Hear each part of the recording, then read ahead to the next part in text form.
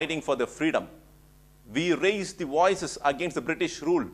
Many of them, even in the past, among the scholars, they went to the extent to give fatwa to say that Muslims should not learn the English language, the language of the oppressors. So we don't even learn English language. That was the way of the past scholars. They even gave, fatwa to the extent that don't learn English language because we hate the British rule. That is how we were.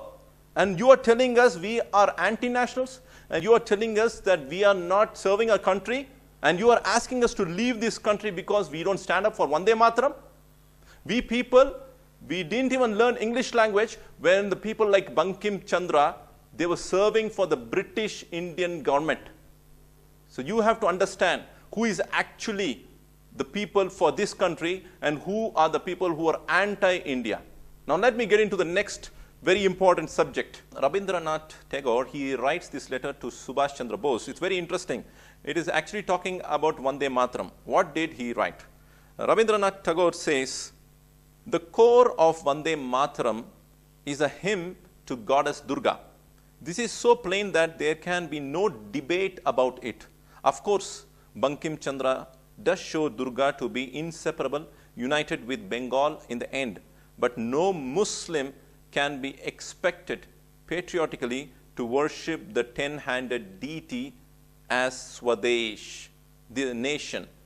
This year, many of the special Durga Puja, numbers of our magazines have quoted verses from Vande Mataram, proof that the editors take the song to be a hymn to Durga. The novel Anandamat is a work of literature, and so the song is appropriate in it. But Parliament is a place of union for all religious groups, and there the song cannot be appropriate. When Bengali Muslims show signs of stubborn fanaticism, we regard these as intolerable. When we too copy them and make unreasonable demands, it will be self-defeating. Tagore, he further says, Bengali Hindus have become agitated over this matter, but it does not concern only Hindus. Since there are strong feelings on both sides, a balanced judgment is essential. In pursuit of our political aims, we want peace, unity, and goodwill. We do not want endless tug of war that comes from supporting the demands of one faction over the other.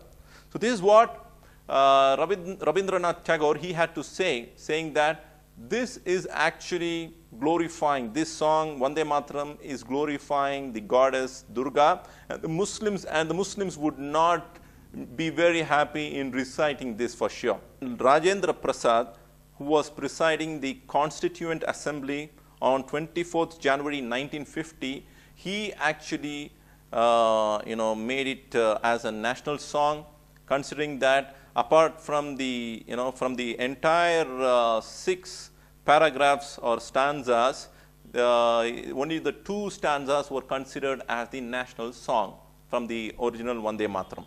So we have to understand the history of this Vande Mataram, that right from the beginning itself, there was so much of criticism. There were people who were against it. It is not something which is started up now. And we must understand everyone has got their own right to practice their religion, and we have our own values and freedom and our rights to express our feelings. And if we don't understand the differences, then we would not be able to live as a pluralistic society. And we always claim to say that India is a pluralistic society. What does it mean? You have to value each other's sentiments. If you are bringing anything, any law or any legislation, it has to be compatible with all the people. It has to be compatible with the Muslims, Christians, Buddhists, and for that matter, even the Dalits.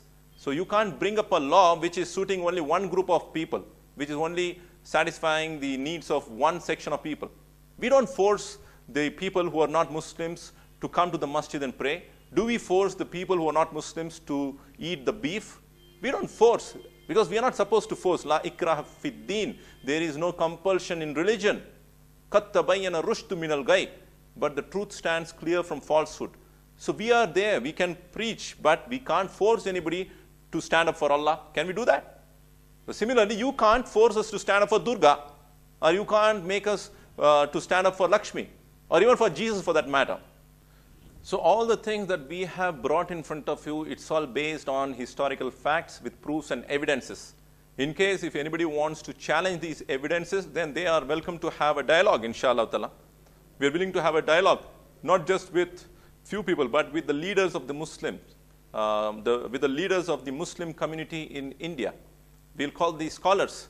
You know what people do? They go to Shah Rukh Khan or Salman Khan or one of these Bollywood or Tollywood actors among the Muslims, and they would go and question, what do you say about Vande Mataram? Do you want to stand or not? And one of these Bollywood actors who don't know much about the religion, they would say, yes, we have no problem. They even stand and they even sing song like A.R. Rahman. He sang song for which he got the, the BBC award as the second best song. Vande Mataram was selected as the second best song. So we don't want to take the examples of those who don't know much about religion, who don't know much about the Quran and the text of the Hadith. We would want you to have a dialogue with the scholars of the religion. We want you to have a dialogue with the people who are not deviants and who are not ignorants. Please come and have a challenging discussion which can bring some fruits and which can bring some benefits to the people of India. And we want to develop India, inshallah ta'ala. We want to see India progress. And don't get caught up with these differences. Yes, you may have the differences, but you can't enforce your values onto us, and nor do we want to enforce our values onto you. And time and again, we find in the media some people saying that if the Muslims, they can't show their patriotism by singing the songs such as Vande Mataram, then let them go out of India. So I would want to say, whom are you asking to live? We are the people of India. We chose Islam as our religion while renouncing our forefathers' religion. We are the native people of this land. We were born here, and we will rule here, and we will die here. This is the land where the Muslims ruled for 800 years. You see the Qutub Minar, you talk about the Taj Mahal, you talk about the Red Fort, you talk about the Mysore, you talk about Tipu Sultan's empire, and all of these things. The Muslims ruled for 800 years. And we are the native people of India who have chosen this religion, Islam. We speak the languages of the Dravidian. We speak the languages which are of India. We are the people who speak Hindi and Urdu, and we speak Tamil, and we speak Kannada and various languages. We did not come from Arabia as a whole, and we are not the people who are Arabs. We are the Indians who have chosen this religion, Islam. So we want you to understand the sentiments of the Indians who are 100% Indians and who are Muslims also 100%.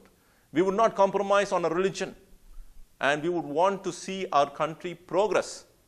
And if you are willing to do that, and we are willing to have a peaceful discussion for that. With this, I end my talk. May God bring peace, and whatever good things have come in the course of my talk, it's all from Allah subhanahu wa ta'ala. And whatever mistakes might have possibly happened, it's because of my own deficiency. Wa akhiru da'wana anil hamdulillahi rabbil alameen. Assalamu alaikum wa rahmatullahi wa barakatuh.